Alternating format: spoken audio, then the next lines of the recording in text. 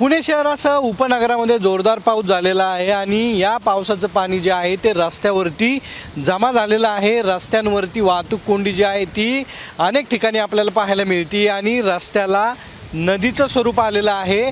या संदर्भात आपल्यासोबत बोलण्यासाठी शिवसेनेचे शहर प्रमुख नाना भांगिरे आहेत। त्यांनी आरोप केले, ट्विटही केले।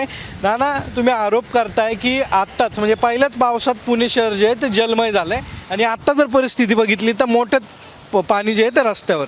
आपण बघितलं असन की गेल्या महिन्यात असाच पाऊस पुणे शहरामध्ये मोठ्या प्रमाणामध्ये पाऊस झाला होता आणि त्या पावसामध्ये संपूर्ण पुणे शहर या ठिकाणी जलमय झालं होतं आणि सर्व रस्त्यांना संपूर्ण नदीचं स्वरूप आलं असताना सुद्धा त्यावेळेस पुणेकरांना एवढं वेठीस धरलं होतं।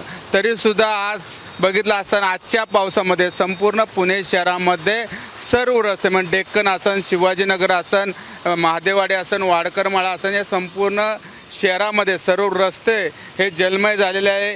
त्याचबरोबर रस्त्याला नदीचं स्वरूप आलं आहे, कारण एवढं माहिती असून सुद्धा पुणेकरांनी गेल्या वेळेस बी असंच वेठीस धरलं। आज प्रशासन नक्की काय करतं आहे? एवढे मोठे मोठे टेंडर साफसफाईचे असन, नाले साफसफाईचे असन, ड्रेनेजचे साफसफाईचे टेंडर मोठे काढूनसुद्धा आज हा पैसा गेला कुठं? नक्की हा पुणेकरांचा पैसा कुठं गेला? आणि एवढ्या मोठ्या सत्तेत हे भाजप बसलेल्या एवढ्या मोठ्या संख्येने आज भाजपचं सत्ता या पुणे महानगरपालिका असताना सुद्धा आज मोठ्या प्रमाणामध्ये आज संपूर्ण पुणे शहरामध्ये सर्व रस्त्यांना या ठिकाणी नदीचं स्वरूप आलं आहे। पुणेकरांना या ठिकाणी वेठीस धरल्यासारखं होतं आहे। पुणेकरांना आपला जीव धोक्यात घालून या ठिकाणी रस्त्याने जावं लागतं आहे। निश्चितच हा जो साफसफाईचा पैसा आहे, नाले साफसफाईचा पैसा आहे, हा नक्की कुठे गेला आहे ह्याची नक्की प्रशासनाने या ठिकाणी चौकशी केली पाहिजे।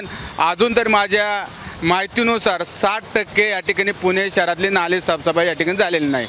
काय आरोप आहेत तुमचे आणि काय करणं अपेक्षित आहे? निश्चितच आपण बघितलं असेल की पुणेकरांना गेल्या वेळेस बी आत्ता बी वेठीस धरलं गेलेलं आहे। आपण संपूर्ण पुणे शहरातले जे काही नाले असतील या ठिकाणी पहिल्यांदा संपूर्ण नाले या ठिकाणी साफसफाई केलेले पाहिजे, जेणेकरून नैसर्गिक नाले जे पूर्वीचे नैसर्गिक नाले होते, जे पूर्ण नाल्याला जाऊन त्या ठिकाणी पाणी मिळत होतं, ते नैसर्गिक नालेही बिल्डरने या ठिकाणी बुजवले गेलेले आहे।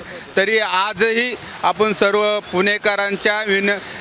पुणेकरांच्या विनंतीला मान देऊन आपण संपूर्ण पुणे शहरातले जेवढे काही नाले साफसफाई हे केले पाहिजे।